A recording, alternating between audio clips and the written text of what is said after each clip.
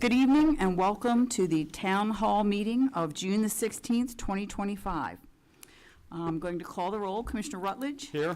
Commissioner Chismar. Here. Commissioner Taylor. Here. And Commissioner Chance. Here. All right, if everyone would please stand and join me in the Pledge of Allegiance.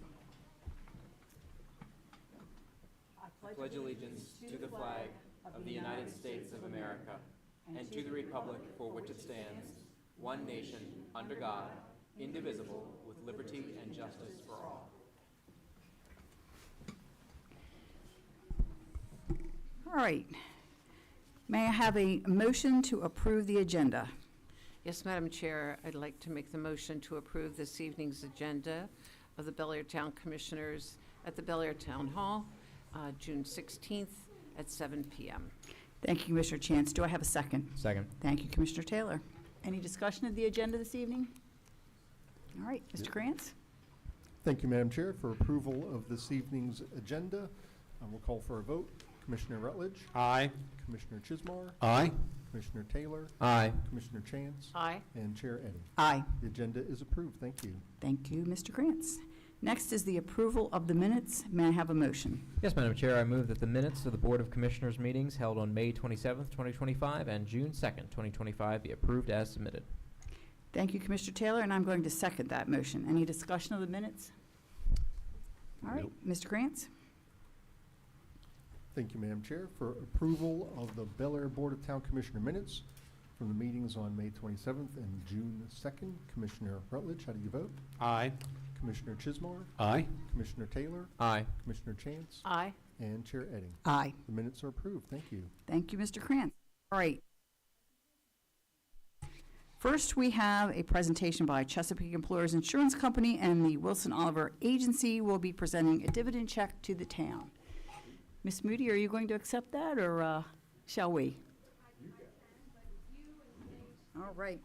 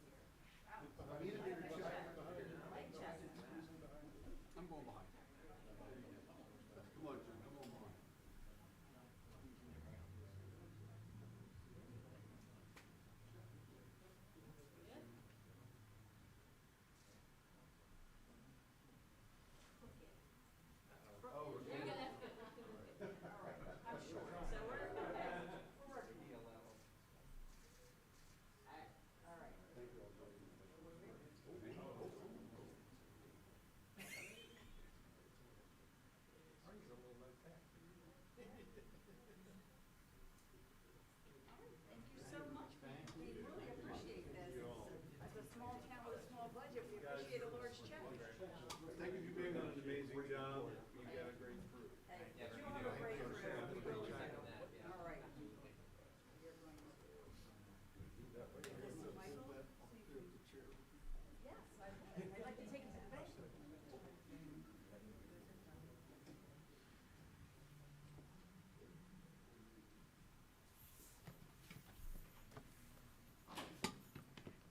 I think I walked up here and should have stayed down at the podium, but the next group of presentations is the Town Derby certificates. So,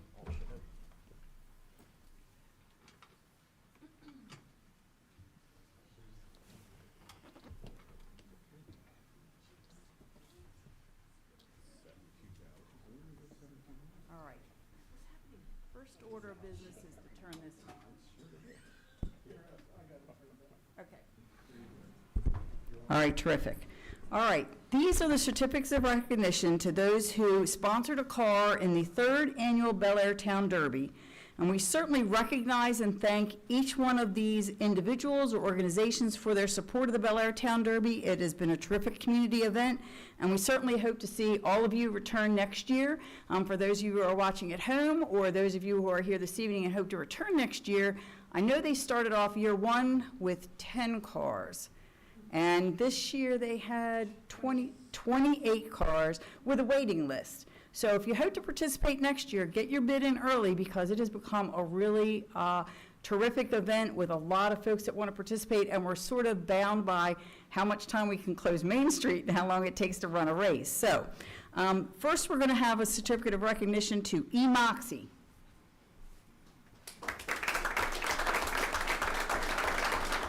Thank you so much for your support and for participating. David, we're going to take photos of each one. All right, if you would just step up here, and everybody else can come down. Okay, we're just gonna stay up there.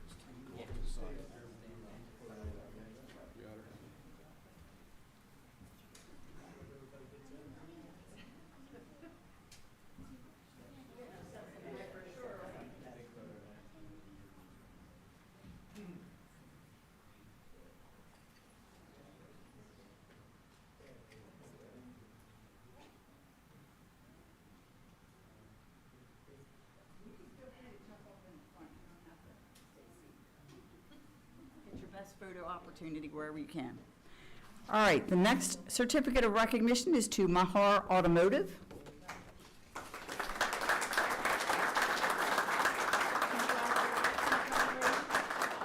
Congratulations.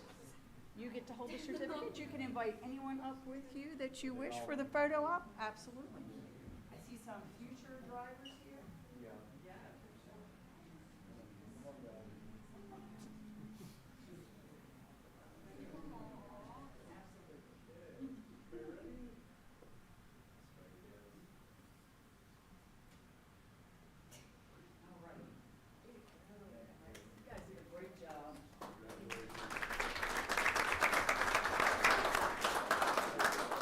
And next, we have the Krabby Axe. I did miss the hatchet in the middle of the helmet this year. Aerodynamics are important, yes. Competition above all, so.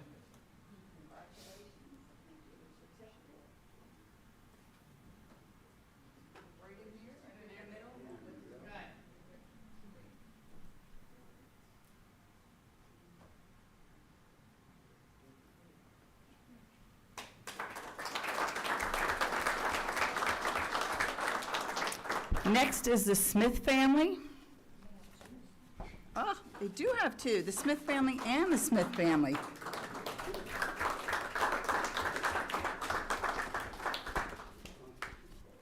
All right, 2 certificates. All right.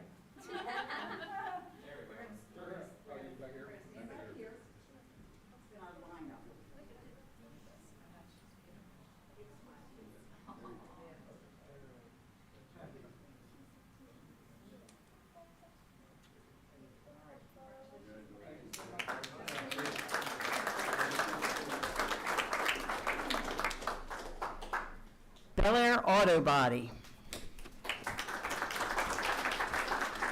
I know who all the car enthusiasts are now.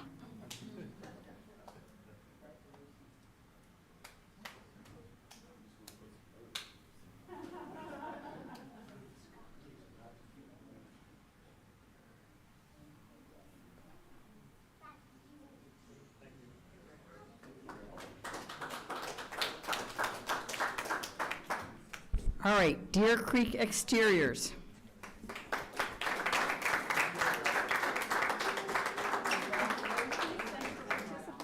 Hope to see you next year. You can stand up here and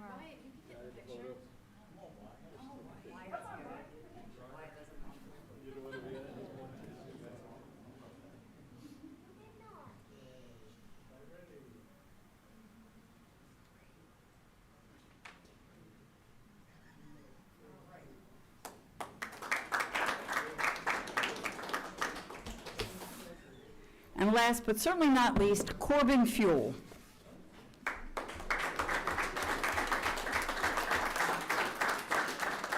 Hello. Congratulations. I love your dress. If you could step over here.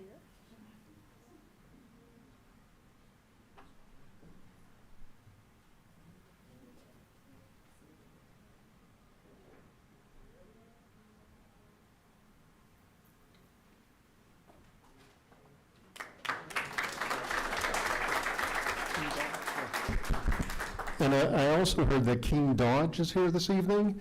King- Oh, you did send them home? Oh, okay. All right, There wasn't a certificate, so we told him it would be in the mail. all right, that's fine. We could have had a picture, that's okay. Okay, did I understand that you want a group photo? Somebody said that? Group photo of all the participants? Group photo would be nice. All right. Everybody that's still here that was a Derby participant, if you could step to the front. We're going to get a group photo. Absolutely. Get in the picture. There you go.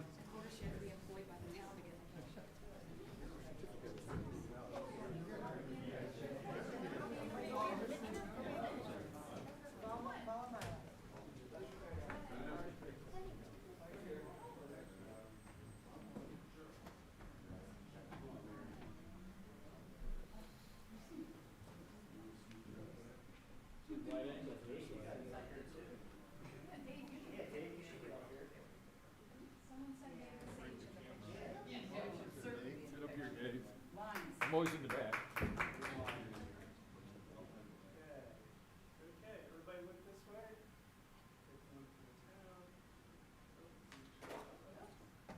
Make sure everybody's in focus.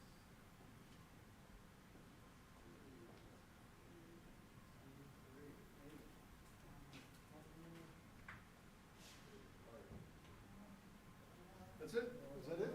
Oh, one more?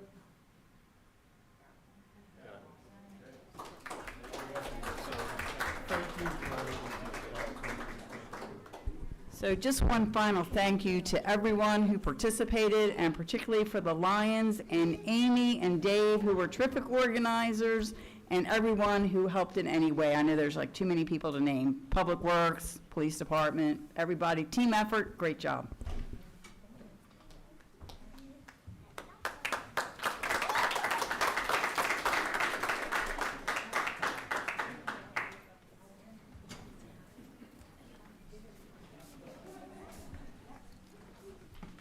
Well, that was the end of the fun for this evening, so we'll get on to the business of the more mundane governmental things that we have to handle. First will be the public hearing on Resolution 1253-25, amending the Town of Bel Air fee schedule.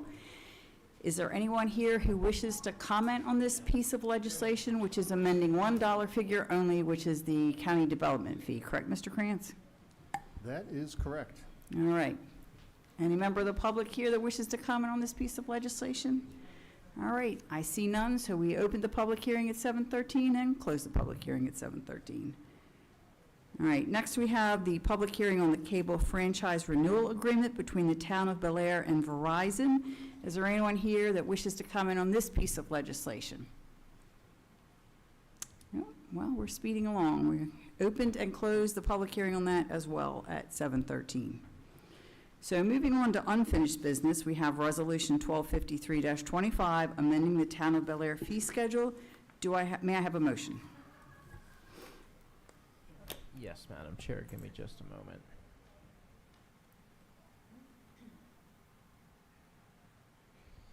I move that resolution number 1253-25, amending the town's fee schedule, be approved by the Board of Town Commissioners.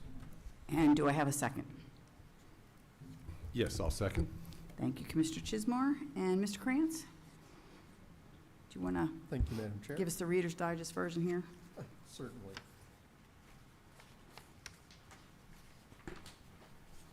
This is just an explanation.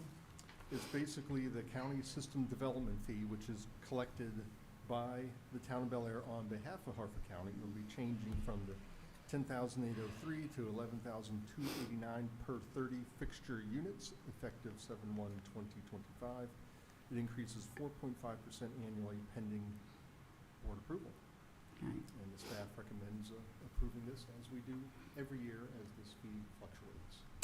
And I just have one question. Is this the same as the impact fee that they charge to fund the schools, or is this a different fee?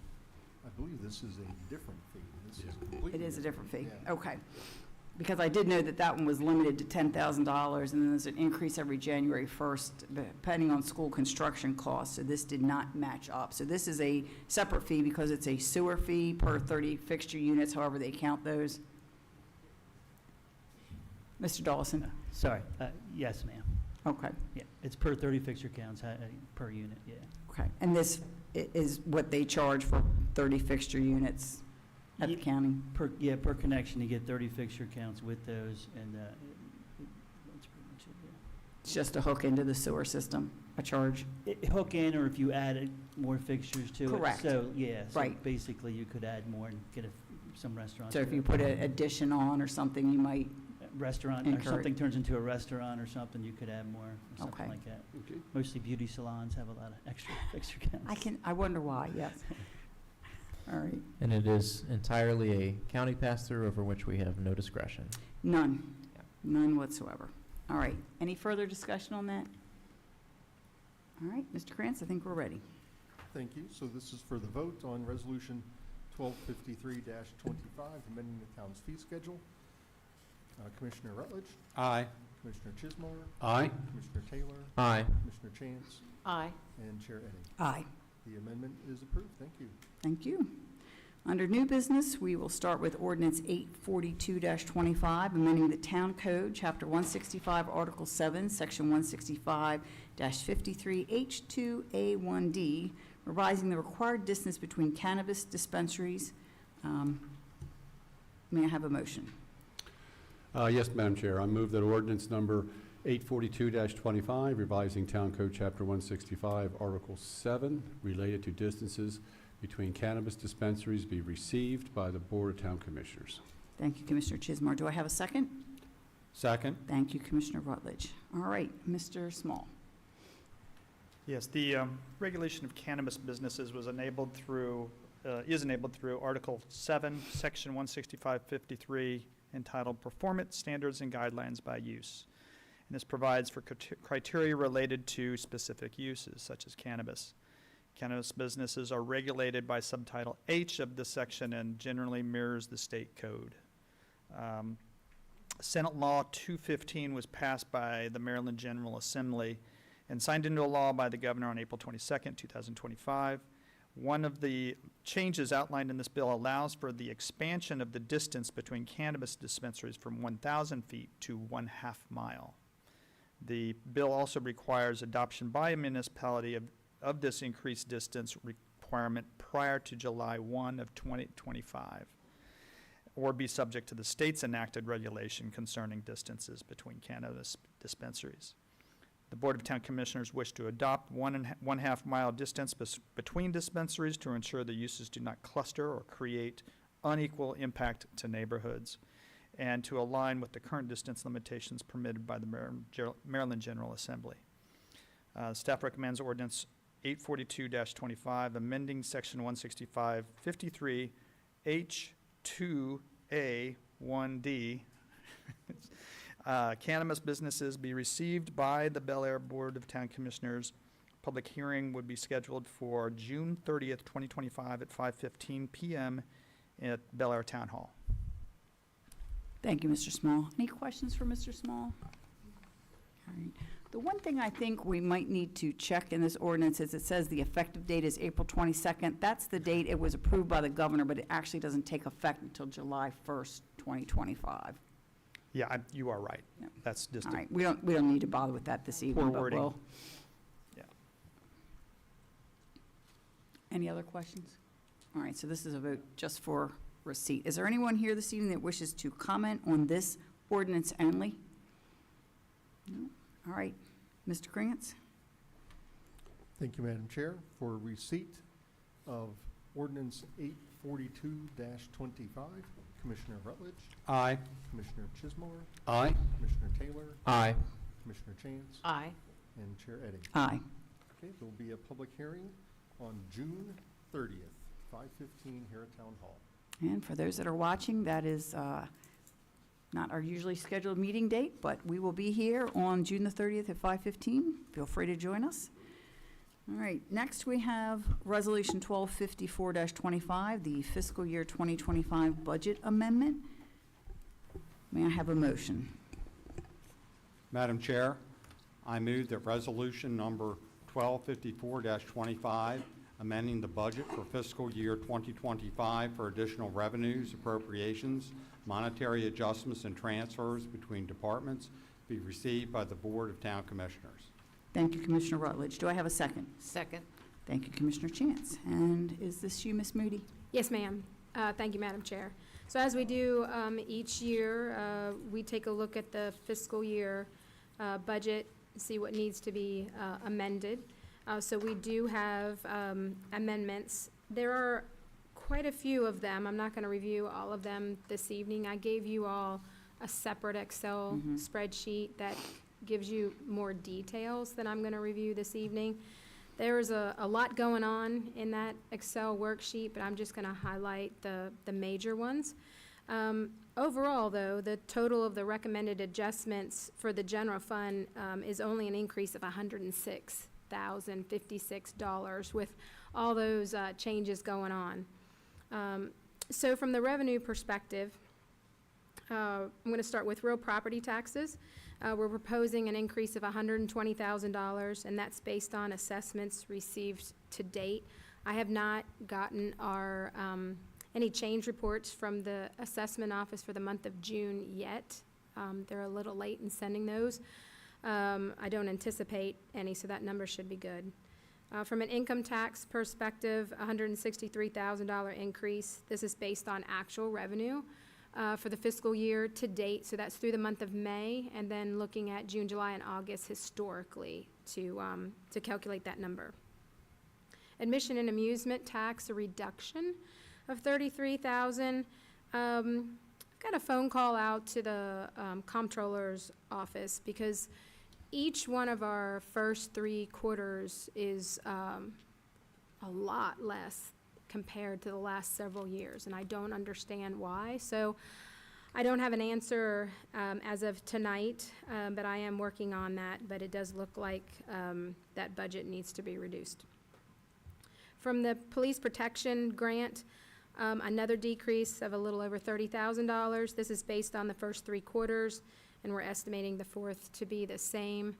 This will be the second fiscal year in a row that we've seen, I don't want to say it's substantial, but a decent decrease, more so than I'd like to see.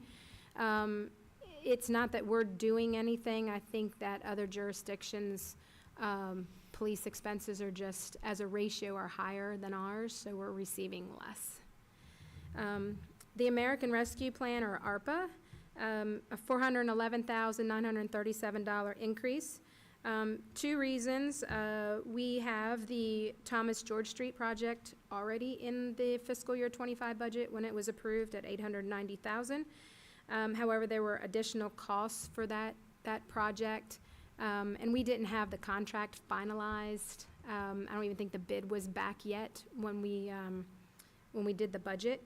And then because we had ARPA funding available, we included the George Street Phase 3. So it's those 2 projects.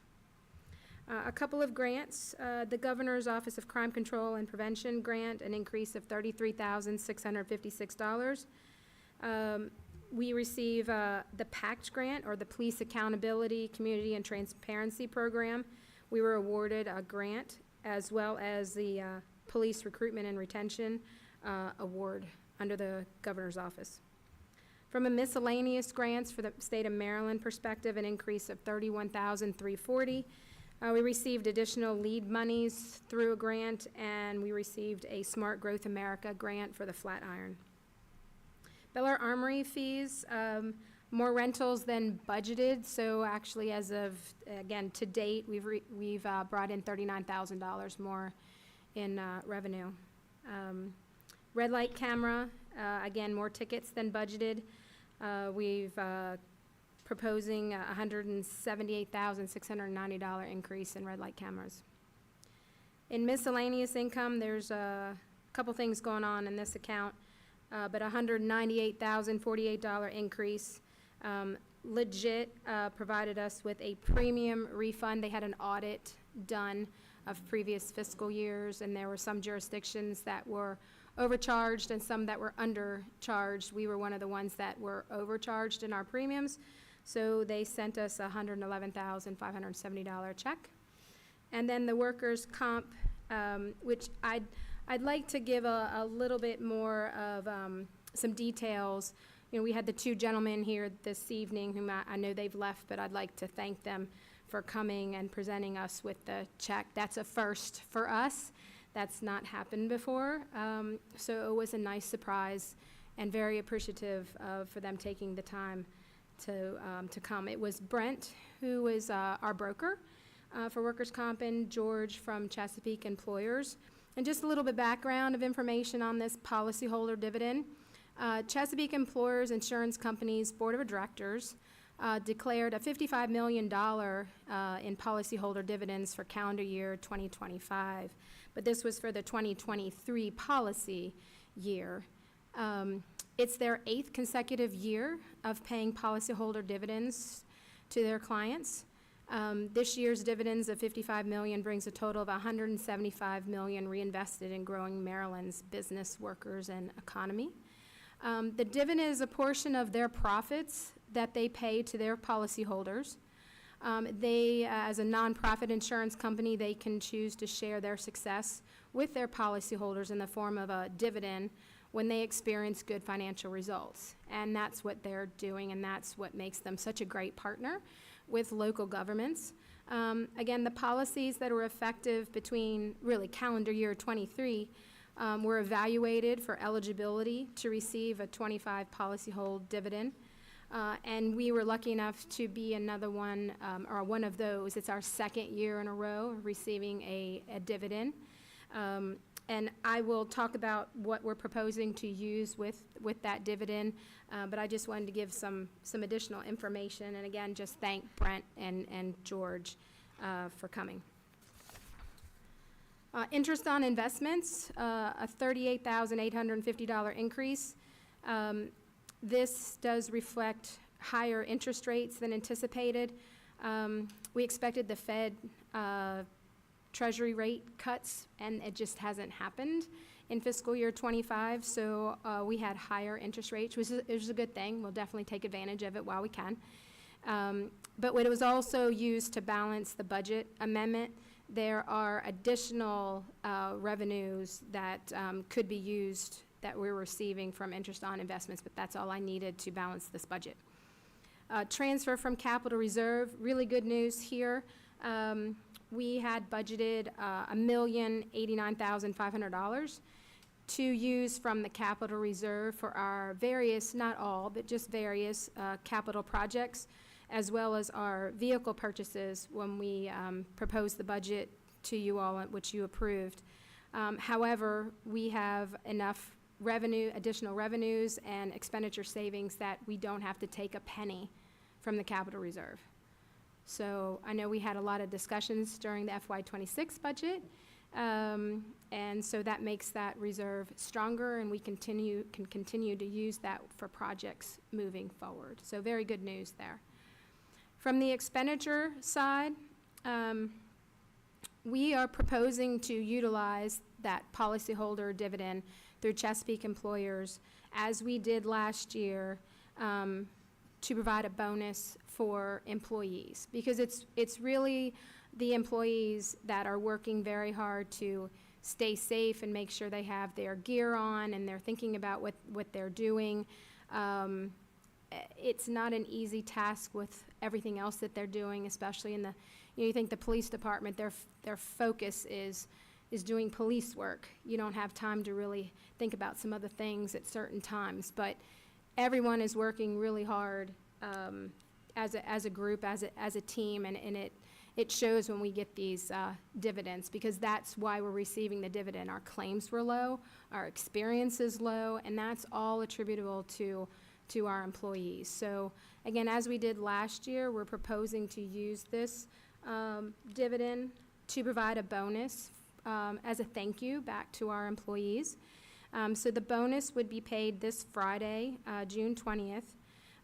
It would equate to $1,000 for full-time, $500 for part-time for those hired prior to January 1 of 2023. It would be $500 for full-time and $250 for part-time if you were hired after January 23 but before January 24. And then $250 for full-time and $125 for part-time for anyone hired after December 31st, 2023. So just a graduated system there. Does Now, that touch all full-time employees across the town? I'm sorry, Does that touch all full-time employees across the town? every employee of the town will get something. Mm-hmm. So it's every full-time, every part-time, depending on where you fall in that eligibility, receives something back. Right. Yes.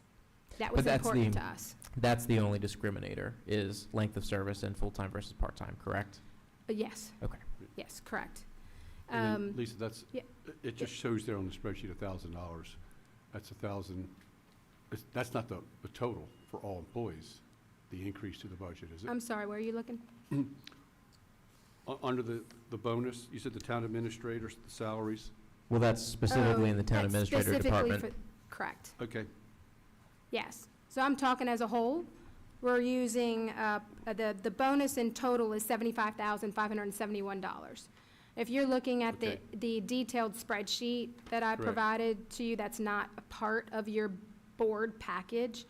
okay. That gives I you. was trying to find that number, that's all I was, Yeah, that you you were talking won't, about. you won't find it on there. It's on the agenda, but you're not Okay. gonna find it on that detailed spreadsheet. And the reason for that is because some departments have salary savings that they can use to fund that bonus. If I don't have to add dollars to a line item, I'm not going to do that. Okay, So in some departments, you're not gonna see that bonus, and other departments, you're You gonna will. see a full amount or even a partial amount. okay. So you're not gonna be able to take that Excel spreadsheet and go line by department to get to that number. Okay. Yeah, it's a little tricky, but, There are a lot of departments that see salaries, that number go down. mhm. And so I'm guessing that, somewhere in that dark space, that number would have been higher if not for the bonus. That's And that's where correct. that is made up. Yes, Yeah. you're exactly Okay. right. Now, the bonus was also used to supplement the sworn officer recruitment and retention grant to ensure equity and consistency across the organization. So the sworn officers are receiving, as I mentioned, a recruitment and retention grant, but it's not the $1,000, it's lower than that. So we wanted to make them whole to that $1,000. So a piece of that $75,571 is being used to make the sworn officers whole if they meet that eligibility criteria. Does that make sense? Okay. In-town buildings, $187,112 decrease. This is mainly to remove the Ma and Pa Comfort Station project until Harford County reevaluates the project. In finance, almost the Ms. 49,000. Moody, where was I'm that, sorry? was that was coming under our capital funds? We were using capital reserve for that. Capital reserve for that, Mhm. okay. Yes, So we'll be able to use that in the future, it'll still be there. yes. Right, got it. Finance, almost a $49,000 decrease. Salary and benefit savings due to vacancies, changes in personnel in the fiscal year. I've had quite a few. In the planning department, a $201,668 net increase. In this department, there were $43,700 of salary and benefit savings, again, due to personnel changes, and $245,368 additional monies that were due to the Thomas George Street project and adding Phase 3 for George Street. In the miscellaneous department, $67,668 increase. This represented the purchase of the Wakefield Manor property that happened earlier this fiscal year. And then in the town DPW shop, a $33,000 increase, mainly due to, we had a few major vehicle repairs. One of them was to our sweeper, which was about $19,000. So the net effect of both revenue and expenditures is an overall increase of $106,056. The attached 7-page budget does reflect all of the adjustments, not just the ones that I mentioned this evening. We may have a few additional ones for your vote on July the 21st. There were just a couple of adjustments that we're still waiting to hear for some information. But the staff does recommend that you all receive resolution number 125425. It amends the budget for fiscal year '25, and a public hearing will be held on Monday, July 21st, 2025, at the Town Hall here at 39 North Hickory. Thank you. Thank you. Any further questions for Ms. Moody? I don't have any questions. I do have two comments. The first is that it's really spectacular, that $1.1 million savings in capital reserve, especially as we spoke about in the FY26 budget. You know, we're going to have to rely increasingly on the capital reserve, in part because of the current year dollars going to the salary correction that we approved. So that's really good to see that $1.1 million return there for future use, knowing that we've got that cushion to continue to pay for projects that might have otherwise been paid out of current year revenues, that remains healthy. The other thing is really just sort of a general comment. It's wonderful to be on the side of the $100,000 refund. I'm shocked that it is such a large number that they missed by, and I can only imagine what it would be like to be in a municipality who was undercharged $111,000. I don't know if anybody's in that boat, but I have pity on them if they are. Really just sort of a, you can wave that gun one of two ways, and we got lucky. So that is stuck out to me, and I certainly hope that no one found themselves on the negative side of that equation, though I would have to imagine that at least a few did. I hope the number wasn't that big. And that audit that was conducted on their premiums, they went back to 2015. Mm-hmm. So it was a 10-year Right. audit. Just how that number got so big. Right. But as always, my commendations to you. Again, for me, the biggest byline out of this amendment is that 1.1 million savings in capital reserve. But there's a lot of good news to be had here, and I thank you for putting it together in a way that is digestible by both us and I think the public. I appreciate that. Sorry I did not get it to you sooner on Friday. There was just a little bit more going on than I anticipated, to be honest. Any further questions for Ms. Moody? All right. Is there anyone here, a member of the public, who wishes to comment on the budget amendment only? All right. Nobody here? Mr. Krantz, we're ready. Thank you, Madam Chair. This is for the vote to receive Resolution 1254-25, budgetary amendment for fiscal year 2025. Commissioner Rutledge, Aye. Commissioner Chismar, Aye. Commissioner Taylor, Aye. Commissioner Chance, Aye. and Chair Eddy. Aye. Thank you. The resolution is received, and as Ms. Moody said, the public hearing will be held on Monday, July 21st here at Town Hall. Next is the SHI International Corporation contracts for Barracuda backup and email protection, Cisco support, security awareness training, and antivirus protection. May I have a motion? Madam Chair, if I Yes. could interrupt just real Absolutely. quickly. There's going to be a correction to that recommended motion. If you could please strike through "know before security awareness training," because they will not be included in this request for approval. And then the amount was changing to $53,289.99. All right. And that is actually, no, it is still in the motion. It All is. right. Yes. It is still in the amended motion, right? What's the amount? The amount has changed from $58,409.99 to $53,289.99. Yes. Pass this down. But Mr. Krantz, should also the know before security awareness training also be Sorry. Stricken. All right, stricken please- from the please resolution, from the strike through recommendation? the right? know before security awareness training. And what? Okay. The no before. I'll let you go ahead.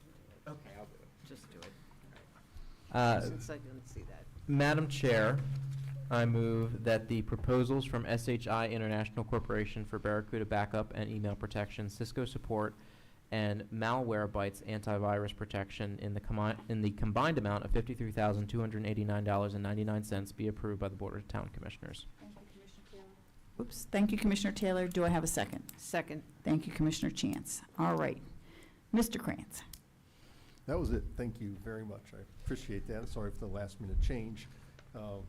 We've realized that the quote from Know Before Security Awareness through SHI had expired, and I didn't want to put it before you in case they decided to change it at the last minute. So that's what the reduction in that. So we will be seeing this at a later date, You'll probably again. see this from them at a later date. And who knows, maybe even from a different vendor, since we'll go back out to bid. But I certainly don't have a preference for vendor or anything like that, but I definitely think that that service is, as we've discussed ad nauseum, critically important. So I look forward to Oh. seeing that. Because those are the guys that send out the phishing, yeah. that is it, yes. Yeah, so that is those, it. that's a very important part of the package, so I do look The forward to seeing that attempts back. at tricking us into That's right. giving out secret information. Exposing that in software and in hardware, the weakness is often the BioWare. It's the human user. So it's good to have those programs for training for all of our employees, including those that the voters sent here and don't have to go through the traditional job interview. But we still have to pass that phishing But test. we still have to pass the fish. That's exactly right. The hackers do not care if you are here as a employee or here as an elected official. They can get the people's information either way. And as a matter of fact, I think oftentimes we probably are the bigger. We're the We're the threat bigger risk. because we're just anybody. We just roll up here. So I appreciate everything that Josh does to keep the town safe. So for tonight, we're going to ask you to approve the following.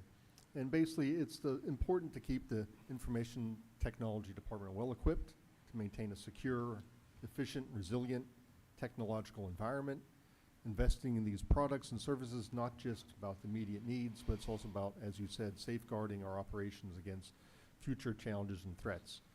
So brief overview is the Barracuda backups. The purpose is for on-site backups facilitated by these servers. All locally saved files are on continuous backup schedule to ensure high availability and retention. We utilize 2 backup servers, and the primary device facilitates the backup of all Windows servers, while the secondary device functions as a replication partner in event of failure. The Barracuda email protection, the purpose is with regards to spam, malware, advanced threat protection, impersonation protection, account takeover protection, email encryption, data loss prevention, domain fraud protection, web security, incident response, cloud archiving, including data inspector services for that purpose. In terms of the Cisco support, this provides comprehensive technical support and access to the latest software updates for our Cisco network hardware. And last but not least, the antivirus protection through Malwarebytes provides comprehensive antivirus and malware protection for our IT systems. Procurement of these products and services was achieved by piggybacking on another jurisdiction's competitively bid contract. In this case, it was through the City of Mesa, Arizona, contract number 2024056 for Information Technology Solutions Products and Services with SHI International. So all of these will be through SHI International via this competitively big contract in the amount of $53,289.99. So staff recommends your approval of this request. Thank you, Mr. Krantz. Any questions for Mr. Krantz? Go ahead. Madam Chair, yes. Mr. Krantz, I know periodically we get the information about, being able to get a really good price by piggybacking on various other bids. And this one, we were able to piggyback through a competitive bid for the City of Mesa, Arizona. So just for the constituency and the public, could you just briefly explain how that happens? Is there like a list? Is there like a computer program that does that? I mean, how do you find a piggyback contract with Mesa, Arizona? Well, it actually occurs through our representative with the vendor. It's in their interests to present us with competitively bid pricing. That's already done in a nutshell. And we've gone out to other organizations as well. CDW is one that comes to mind, SHI, of course, which is the one that seems to be coming back with the lowest competitively bid contracts. So it's almost as if we're comparing various competitively bid contracts through other jurisdictions through the successful vendor that we're recommending here today. I don't have all the documentation with me, but if you wanted to, I could show you the different quotes that we received from other vendors. And believe it or not, it often turns out in this fashion, where an organization like SHI then sort of becomes the broker for Malwarebytes, you know, Cisco, Barracuda support services. And this is where I'm going to be a little ignorant, and I imagine it's because of it's all in their interest to also get that business in-house. And if they're the most successful in providing the best competitively bid price, in our case, the lowest, that's the one we're going to take. You know, I appreciate that's an excellent summary, and I had my own assumptions about the process, but you explained it very well, and I do think it's just a really, just here in Bel Air, Maryland, a dramatic illustration of how the marketplace works across the United States, from one small town to another, and then the layers of the competitive bidding with the representatives, et cetera. So I think that is an excellent, yeah. This is a great question and very insightful, because I'm sure you're thinking, you know, Mr. Krantz, myself, doesn't have the time to go out and solicit, you know, other municipal agencies across the United States saying, hey, did you have a bid for this? Did you have a bid for that? And honestly, I don't. It's the vendors that come to us, you know, wanting us to buy their services. And when we put that quote out there, our technology manager, Mr. Forth, is really the one who deserves the thanks, because he does a lot of the legwork through his most trusted vendors to see who can come back with the best price. That's great. Thank you very much. And Mr. Kranz, the Barracuda, the Cisco, and the Malwarebyte products, these are the ones that we desire, correct? And then we're going out for the best price. It's not we're trading off capability and price. We're They're going literally for what the ones we are already using. that we're So- already using, that we're already satisfied with, and serves our needs. We're not doing a balancing between capability and cost. We're saying this is the capability we need, and we're going after the lowest Correct. cost. These are the ones we're already using. A lot of this has to do simply with the software contract renewal. So it's not only Right. hardware, really has to do with the Cisco systems in place, and that is for more of support services. Right. Whereas the Barracuda, the Barracuda backup, as well as the Barracuda It's all software, right? email protection, is all software. Correct. And because of the way the world works nowadays, where everything is almost like a subscription. You don't own software anymore. Right. Yeah. That's, you took the words right out of my mouth, thank you. So you'll see these come before you now rather repetitively about this time of the year, with the turn of every fiscal year. As a matter of fact, Josh and I have been scurrying with the help of Ms. Moody and the Finance Department to make sure we have everything we can get before you. And these are the most urgent contracts, because their services will be expiring effective July 1st. Okay. So we don't want Barracuda turning off our backups or our email protection Right. effective Nope. July 1st. Okay. As a matter of fact, just as a side note, last year, we weren't able to get this to you prior to July 1st, and Josh had to go out on his, Mr. Forth had to go out on good faith and say, please don't turn anything off, or get this before the commissioners at the very first meeting in July, which we did, Right. and which you approved. So, yeah, this is kind of the way the world functions now, to have this software and then enable us to renew the contract with them.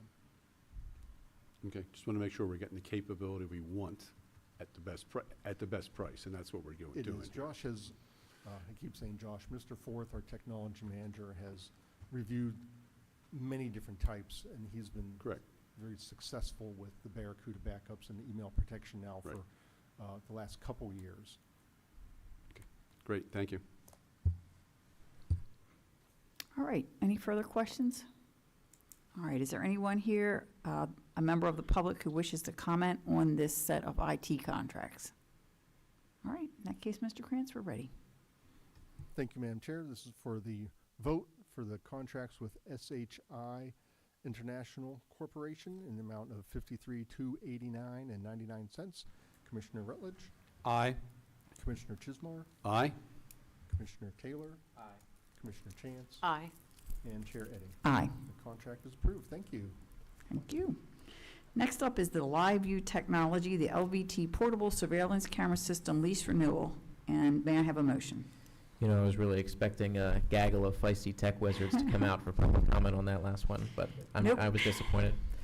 Madam Chair, I move that the quote from LiveView Technologies for a one-year lease contract for the LVT Model D3 Live Unit Portable Surveillance Camera System in the amount of $33,000 be approved by the Board of Town Commissioners.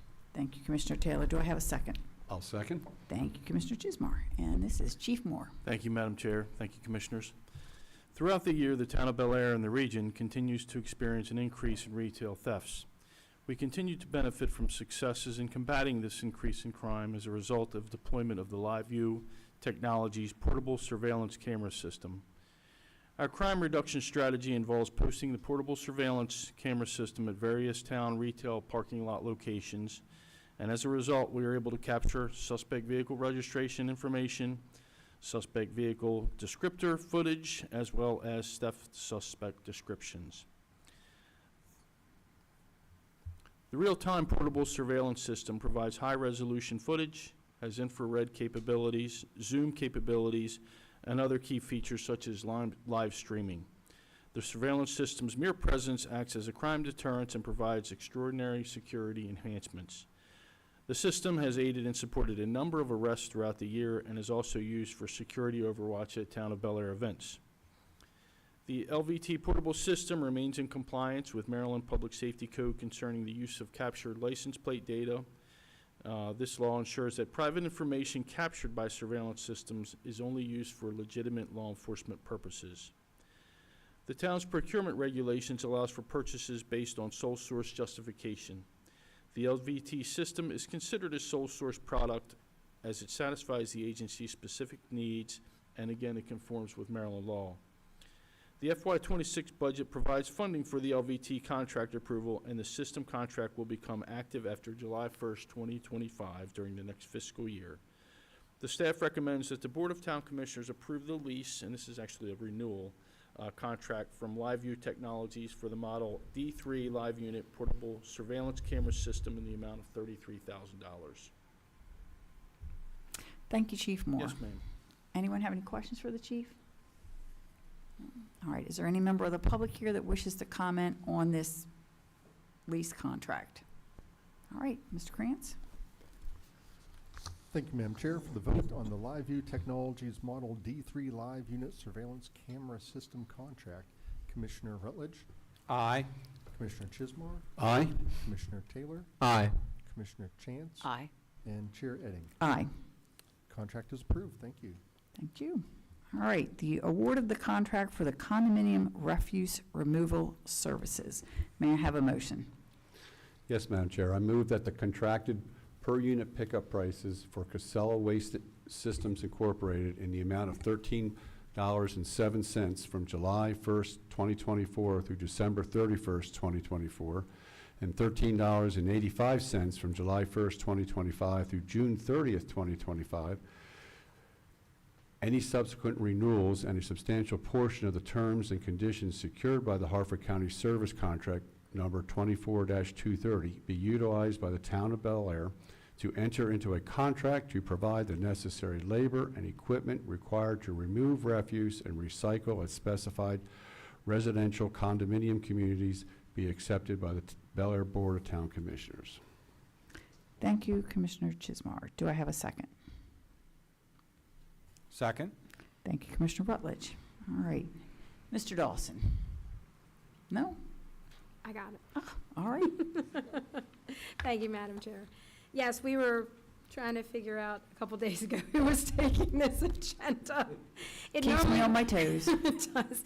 It normally would be Public Works, but if you might remember that during the fiscal year 26 budget, we talked a lot about this, right? And the future with this. So Liz and I worked really hard on the contract. Steve had some input, but I told Steve, I said, I got you. I'll take care of this for you. I was more intricately involved in it, so it would be me. One of the items I just want to correct, though, is in that motion, instead of July, that should be January. So Okay, I was there going to is ask you, these no- dates don't make sense to me, Nope. so could you read it so it's, All it is that 1385 is from January, not July. January through Okay. June. That is the one difference. through But the June? years are correct. Mhm. Okay. They All are. right. They are. So just some background, the town provides contracted refuse and recycling services for private residential condominium communities where dumpsters are the practical method for collection. The services that are included with the contract include the furnishing of refuse and recycling containers and transporting and disposal of the materials to a Harford County-approved waste facility. The town, as you heard earlier, does have the advantage of piggybacking on a substantial portion of the terms and conditions secured by Harford County Service Contract Number 24-0230, Refuse and Recycling Collection Services, which was dated July 23rd, 2024, for the purposes of Casella Waste Services providing the refuse and recycling containers and collections at specific residential condominium communities within the town. The town's procurement policy does permit the use of competitive bids from other jurisdictions for purchasing of both goods and services. Now, Casella's waste services cost per pickup for Harford County is actually different than the town's cost per pickup. And the reason for that is it's in how the disposal service fees or tipping fees are handled. While the county's cost per pickup includes the disposal service or tipping fee, the town's cost per pickup shall not include the tipping fee. And when I talk about cost per pickup, I'm talking about that $13.07 or the $13.85. Instead, the town pays directly for disposal, evidenced by tickets that are provided to us with the invoice at a cost of $117 per ton, which is included in the county's contract. The town's contract, which does follow the county's contract, will commence on July 1, 2024, and will continue for 3 years with the option of extending the contract for 2 additional one-year periods under the same terms, conditions, and prices. The Department of Public Works has been very satisfied with the services of Casella Waste Services for many years. They've always been timely in their collection and has consistently responded quickly to any town concerns. Funding for this is provided in the refuse section of the Public Works budget each year. So staff does recommend that the contracted per unit pickup price from Casella Waste Systems in the amount of $13.07 from July 1, 2024 through December 31st, 2024, as well as $13.85 from January 1, 2025 through June 30th, 2025. Any subsequent renewals, which will, if it does happen, will start July 1 of 2025. And a substantial portion of terms and conditions secured by the Harford County Service Contract Number 24-0230 be utilized by the town to enter into a contract to provide the necessary labor and equipment required to remove refuse and recycling at specific residential condominium communities, be accepted by the Bel Air Town of Board Commissioners. And that is a lot to say. Thank you. So when we're talking about any subsequent renewals, it's kind of a very broad term. Does that mean that this price could go up without approval from the board? Yes. Okay. And we do that with all of our multi-year contracts. It's so we don't Okay. have to continue to come back to you Sure. each time. And how many years is this particular contract before us? So it's a 3-year contract with a 2-year renewal option. Now, must we fulfill the full 3-year contract, the initial 3? Does it have to be? Do we have to fulfill the 3-year contract? No, and I'm We gonna, can- Okay. if Liz has any comments on that. Just in We case worked something, through- you know, long-term contracts, Yep. do we have an out, you know? that- There is an out. you know. It's Okay. a 30-day notice for no cause. You can also terminate for cause, but you can just, Right.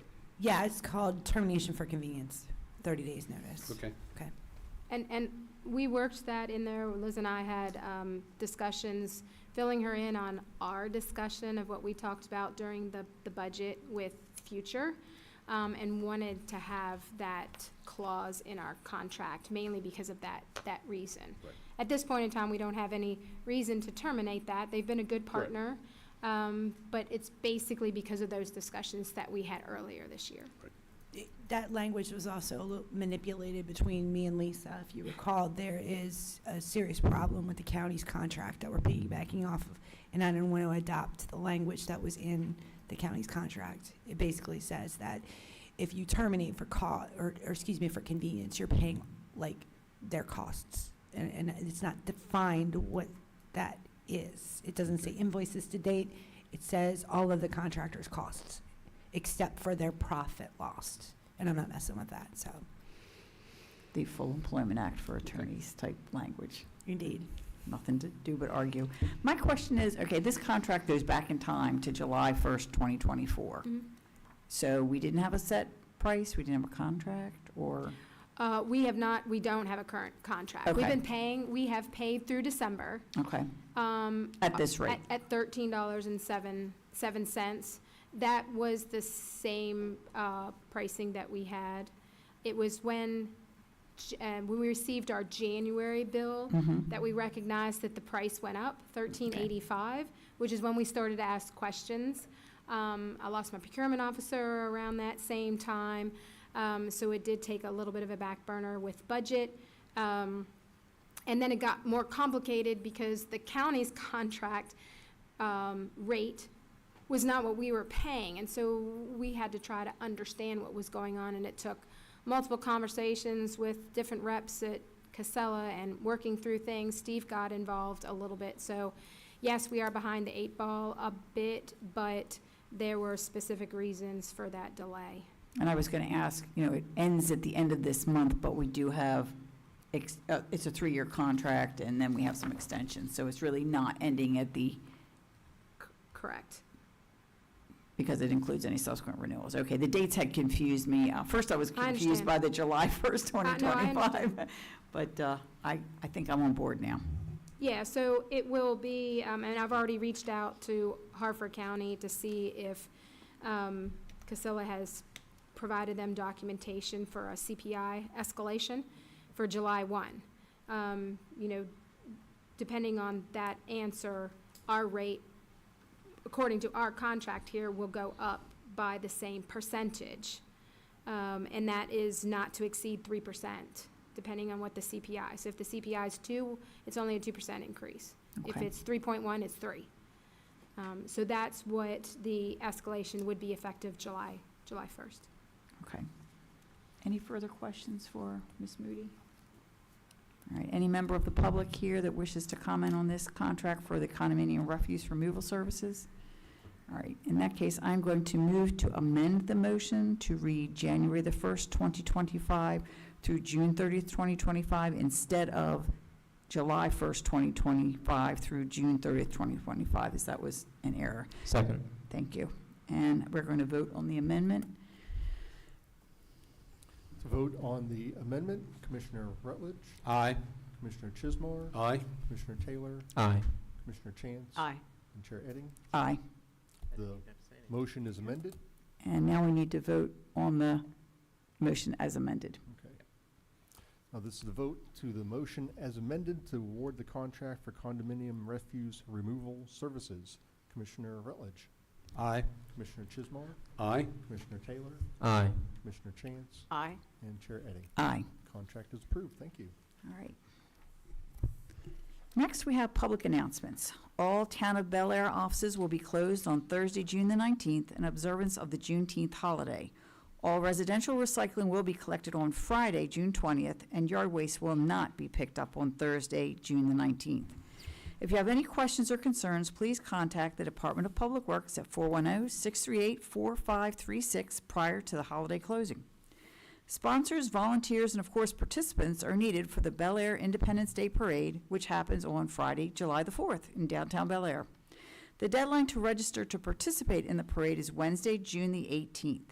Visit the Bel Air Independence Day Committee website, belairjuly4.org, and that's the number 4, Bel Air July, the number 4.org, to sign up. The parade along Main Street, part of a full slate of Independence Day activities here in Bel Air, is scheduled to start at 6 p.m. on July the 4th. But that's just the parade, because the activities begin actually, I think, at 9 a.m. with the flag raising. And there's a sign right in front of Town Hall with the list of the other activities and their times, like the balloon toss, which sounds like a lot of fun. Summer movie nights, brought to you by the Bel Air Downtown Alliance, begin Friday, June the 20th with the showing of Disney's Wish in Shamrock Park. Pre-show entertainment begins at 7:15 p.m. and the movie show time will be at 8 p.m. Summer movie nights continue in July and August on the third Friday of the month. Visit the Downtown Alliance website, downtownbelair.com, or their social media channels for more information. The Bel Air Farmers Market will celebrate its 50th anniversary on Saturday, June 21st. Since 1975, the Farmers Market has been the spot to meet your friends and neighbors while shopping for produce, meat, eggs, and many other goods produced by local producers. The market is open from 8 a.m. to noon in the Mary Ristow Building parking lot at 2 South Bond Street. The anniversary celebration begins at 9:30 a.m. Visit the Farmers Market website, belairfarmersmarketmd.com, or their social media pages for more information. Anyone with an interest in honeybees and the importance of supporting them and other pollinator insects will want to check out the importance of bees, what is happening in the garden on Sunday, June the 22nd at the Hayes House Museum. This free event, hosted by the Historical Society of Harford County, begins at 1 p.m. The Hayes House, which has a pollinator garden on the property, is at 324 North Kenmore Avenue near the Bel Air High School. Visit harfordhistory.org for more information. In June, Bel Air gets an extra First Friday, with Fourth Friday happening on Friday, June the 27th from 5 p.m. to 8 p.m. in the parking lot at 121 South Main Street next to Doss Beer Hall. There will not be a First Friday gathering in July because of the July 4th holiday. First Fridays, which happen on the first Friday of the month from May through November, are brought to you by the Bel Air Downtown Alliance. The Cultural Arts Commission will meet at 4 p.m. on Wednesday, June the 18th in the Bel Air Armory Conference Room.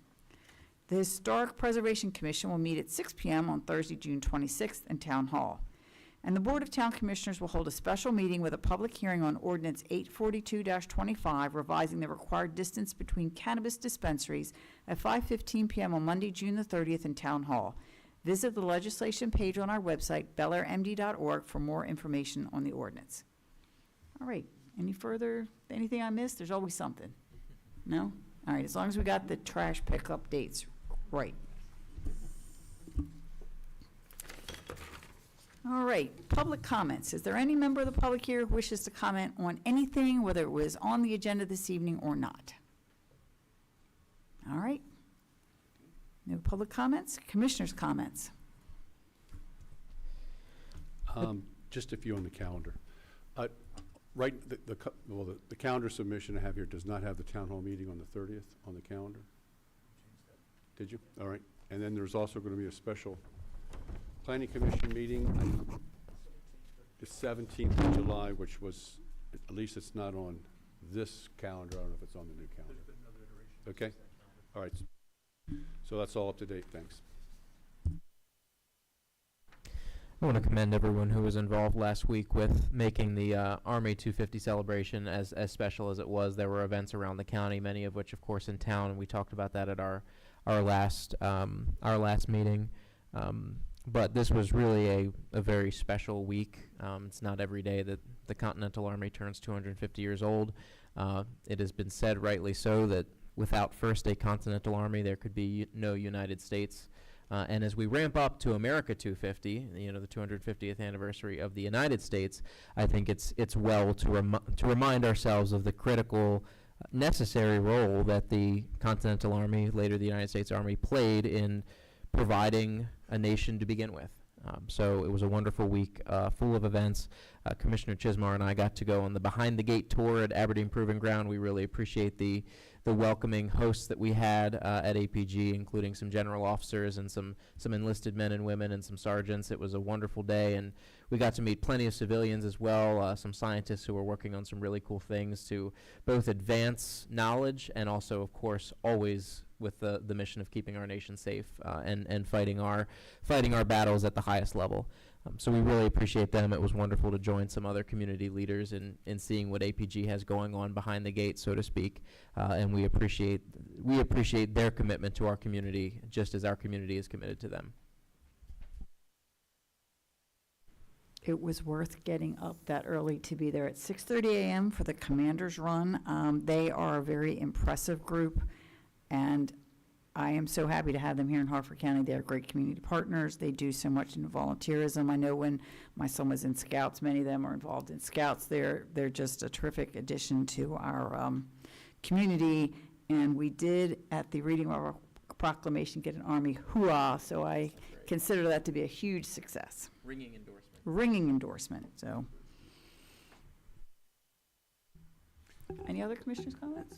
I do. I had the pleasure of the part of the celebration. The 250th year was a fantastic air show, including the Blue Angels in Ocean City this past weekend, and got to see a couple days of the practice sessions on the beach right in front of our condo, which was really fantastic.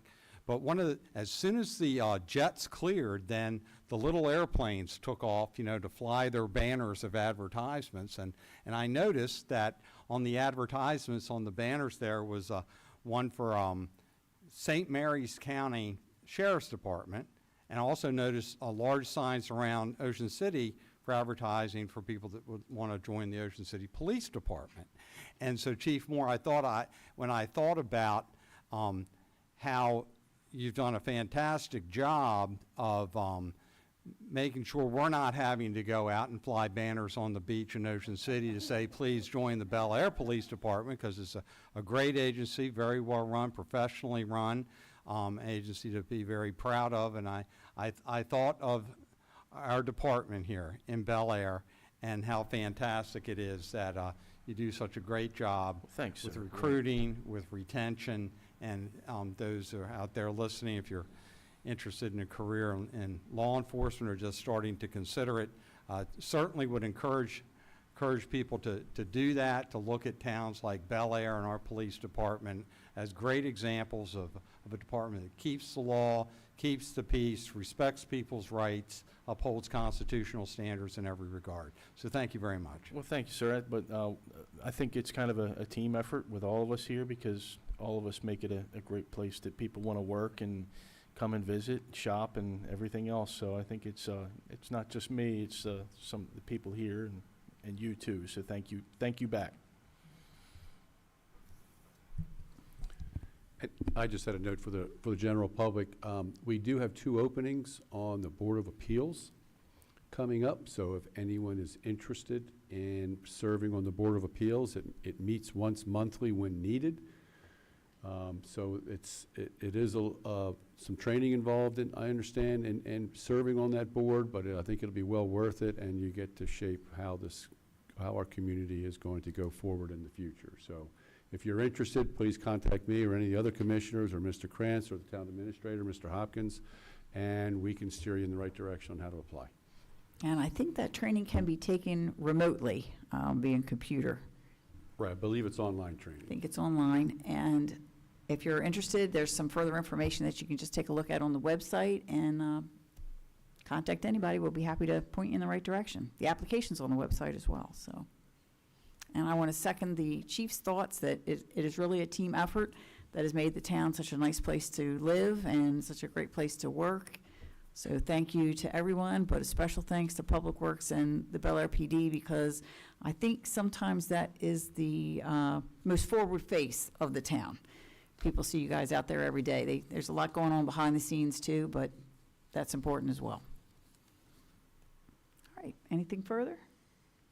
All right, may I have a motion to adjourn? Madam Chair, I move to adjourn. And do I have a second? Second. All in favor? Aye. Aye. We are adjourned.